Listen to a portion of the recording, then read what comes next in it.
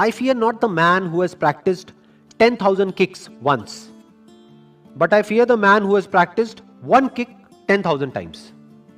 अगर इस कोट को हम ध्यान से समझे तो इसमें प्रैक्टिस को डिफाइन किया जा रहा है कि प्रैक्टिस का मतलब होता क्या है.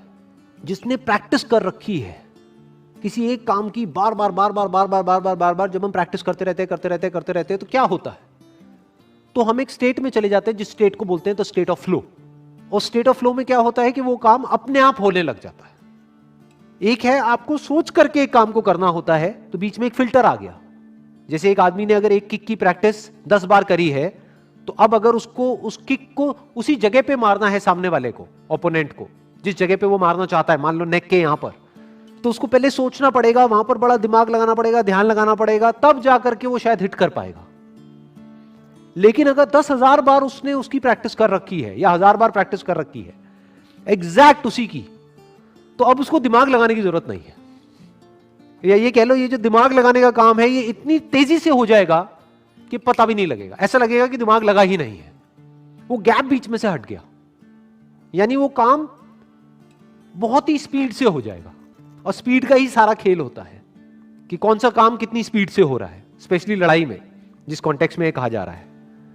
फ्रैक्शन ऑफ सेकंड्स का डिफरेंस होता है कि जिस आदमी ने 10 बार प्रैक्टिस करी है, मान लो उसको वो किक सही जगह तक पहुंचाने में 1 सेकंड लगेगा, और जो दूसरा आदमी है उसको आधा सेकंड लगेगा. लेकिन ये आधा सेकंड का जो डिफरेंस आएगा वो इतना बड़ा है जिसकी कोई हद नहीं है, कि सामने वाले को आधा टाइम मिलेगा अपने आप को बचाने का, अपने आप को डिफेंड करने का. तो प्रैक्टिस से क्या होता है? प्रैक्टिस से आप एक फ्लो की स्टेट में चले जाते हो. फ्लो की स्टेट का मतलब क्या होता है कि वो काम अपने आप होने लग जाता है, बिना किसी एफर्ट के, बिना दिमाग लगाए वो काम अपने आप ही होने लग जाता है. जैसे कोई सिंगर है, उसने गाने को 1000 बार गा लिया है, अब वो स्टेज पे परफॉर्म कर रहा है, तो अब उसको दिमाग लगाने की जरूरत नहीं है, वो गाना अपने आप उसके अंदर से निकलने लग जाएगा. तो यहां पे एक्चुअल में प्रैक्टिस को डिफाइन किया जा रहा है, व्हाट इज प्रैक्टिस. और प्रैक्टिस जब भी हम लाइफ में करते हैं उसमें फोकस का बहुत बड़ा रोल है, नहीं तो वो प्रैक्टिस बेकार है. पहले आपको चूज करना पड़ेगा कि मुझे फोकस कहां करना है, और फिर जो भी उससे रिलेटेड नहीं है उसको मना करना होगा, उसको हटाना होगा. फिर जहां पर आपका फोकस है वहां पे रेपिटेशन चाहिए, बार बार उसको रिपीट करना होगा.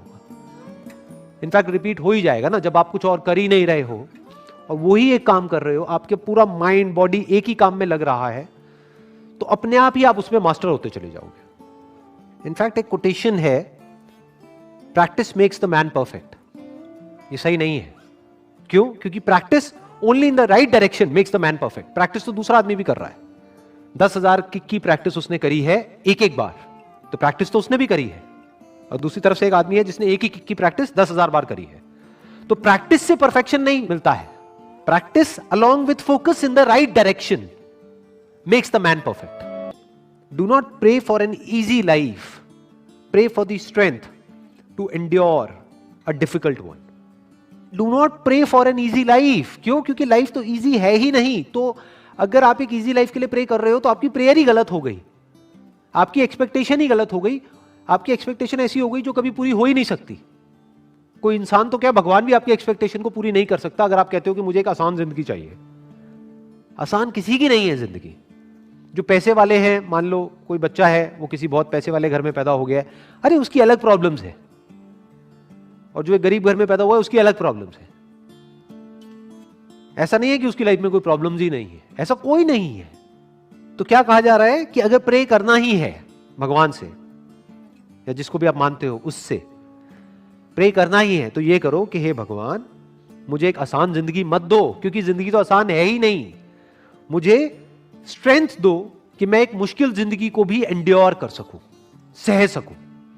यानी मेरी सहन शक्ति को बढ़ाओ भगवान, मेरी स्ट्रेंथ को बढ़ाओ, मेरी पावर्स को बढ़ाओ.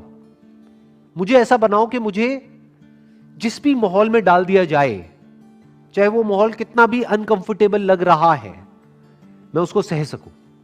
फॉर एग्जाम्पल, अगर आपको एक अच्छी बॉडी चाहिए तो उसके लिए दर्द सहना पड़ेगा. तो भगवान से प्रे करना ही है, तो भगवान से ये मत प्रे करो कि हे भगवान मेरे को एक अच्छी बॉडी दे दो. भगवान से प्रे क्या करना है कि हे भगवान मुझे शक्ति दो कि मैं उस दर्द को सह सकूं, जो दर्द मुझे होने वाला है जब मैं अपनी बॉडी को बनाऊंगा तब। लाइफ में जो मुश्किलें हैं उससे लड़ने की ताकत एकदम से नहीं आती है। तो अगर आपको एक आसान जिंदगी मिल गई तो हो सकता है आपको यह भी लगे कि मेरे साथ में अच्छा हो रहा है, लेकिन एक्चुअल में आपके साथ अच्छा नहीं हो रहा है, बुरा हो रहा है। क्योंकि अगर आपको थोड़ी थोड़ी मुश्किलें मिलती रहे लाइफ में तो धीरे धीरे आने वाले टाइम में आप इस लेवल पे आ सकते हो कि बड़ी से बड़ी मुश्किल से भी टकरा सको। नेक्स्ट कोट इज, किसी भी तरीके से अगर आप किसी इंसान के लिए, किसी जानवर के लिए कुछ भी अच्छा करोगे, और आपको पता होगा जब आप अच्छा कर रहे हो, अंदर से आपको पता होता है कि मैं क्या अच्छा कर रहा हूं, क्या गलत कर रहा हूं। आप किसी मकसद के लिए नहीं कर रहे, मतलब आप उससे कुछ हासिल करने के लिए नहीं कर रहे, अपनी तरफ से। कहते हैं ना, नेकी कर दरिया में डाल। वो करके जब आप निकल जाओगे ना, शुरू में अजीब लगेगा क्योंकि हमारा माइंड ऐसे काम नहीं करता। आप कहोगे यार अगर मैं ये 100 रुपए का नोट डाल रहा हूं तो मेरे 4 रिश्तेदार खड़े, इनको दिखना तो चाहिए आरती की थाली में 100 रुपए।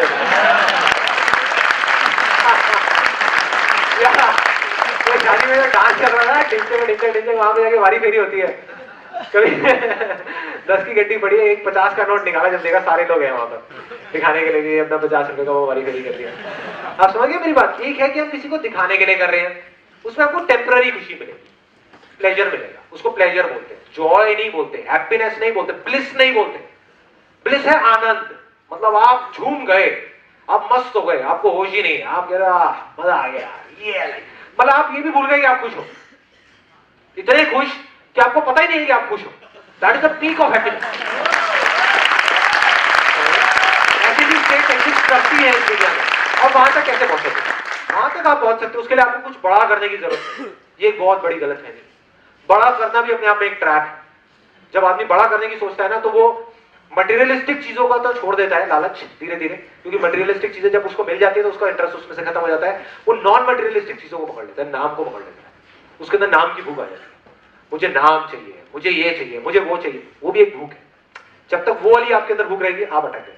तो अब बेसिकली जिस दिन आप कहीं भी छोटे से छोटा स्टेप उठाओगे, छोटे से छोटा, तो आप समझ जाओगे आप अपने मकसद की तरफ जा रहे हो। और इसकी कोई एग्जैक्ट डेफिनेशन नहीं है कि ये करके ही आपको अच्छा लगेगा। हो सकता है कहीं कोई बच्चा हो, एक छोटा सा आपके घर के आसपास में, जो आपको घूमता हुआ दिखे, उसको पकड़ करके बिठा करके अपने पास में ला करके उसको पढ़ाने में आपको अच्छा लगे। यही आपकी जिंदगी का मकसद हो। उसमें आपको इतनी खुशी मिलेगी जो मेरे जैसे हजार लोग इतने हजारों सेमिनार करके भी नहीं पा सकते। आप इतने खुश हो जाओगे उसमें, क्योंकि आप कुछ ऐसा कर रहे हो जिसमें आप अंदर तक यू आर एट पीस। मतलब कुछ भी ऐसा करना है जहां पे आपको लगे कि यार मैं बेवजह नहीं हूं यहां पर इस धरती पे, मैं इंसान हूं। मैं सिर्फ ये नहीं है कि खाया पिया सोया उठा और ये किया, नहीं, मैं कुछ किसी तरीके से कर रहा हूं। आपको किसी को हंसाना अच्छा लगता है, फॉर एग्जाम्पल, एक बहुत बेसिक एग्जाम्पल, बहुत ही बेसिक। आज की डेट में हर बंदा परेशान है, हर बंदा रो रहा है, इस कंट्री का बुरा हाल है, ये बुरा हाल है, वो बुरा हाल है, यह खराब है, ये खराब है, वो खराब है, वो खराब है। मतलब लोगों के चेहरों पे हंसी नहीं है, हंसी नहीं है, लोग हंसना ही भूल गए। हंसी नहीं, हंसने के बहाने ढूंढते हैं। मतलब पिक्चर जाएंगे हंसने के लिए, यार वो कॉमेडी फिल्म लगी हुई है वो देखूंगा तब हंसूंगा, 2 घंटे के लिए ऐसे बस, बाकी 24 घंटे क्या कर रहे हो? ये जिंदगी है क्या? नहीं। तो आपने क्या अपनी जिंदगी का मकसद बनाया? मैंने लोगों को हंसाना है, देखो क्या मजा आएगा। आप जहां भी हो, ऑफिस में हो, घर पे हो, यहाँ पे हो, वहां पे हो, एक चुटकुलों की किताब खरीद ली आपने बढ़िया से, 50 चटपटे चुटकुले और पढ़ पढ़ के आप सुनाए जा रहे हो लोगों को। एक स्टेज ऐसी आ जाएगी, अब इसी तरीके से मकसद की शुरुआत होती है। आप सोच रहे हो यार ये करने से क्या कुछ बड़ा थोड़ी हो जाएगा। मैं बताता हूँ कैसे होता है। आपने वो करना शुरू किया और हो सकता है कॉलिंग आपके अंदर से आएगी, चुटकुलों, अभी सिग्नल्स होते हैं। ये मत समझो ये चीज एक दिन में हो जाती है, एक दिन में सुपरमैन बन जाते हैं, नहीं, एक दिन में नहीं होगा, इट टेक्स टाइम। धीरे धीरे पावर्स बढ़ती है, धीरे धीरे धीरे धीरे धीरे धीरे आपने चुटकुले सुनाने शुरू करें, आपको मजा आने लगा। आपने कहा यार ये तो मजा आ रहा है, मजा आ रहा है, मजा आ रहा है, मजा आ रहा है, मजा आ रहा है, मजा आ रहा है। आपको मन करा और करता। फिर आप किसी कवि सम्मेलन में चले गए, वहां पे जाकर के आप सुनाने लग गए। मैं एक एग्जांपल दे रहा हूं, इसको ये मत समझना कि आप सबको जाकर के चुटकुले सुनाने पकड़ पकड़ के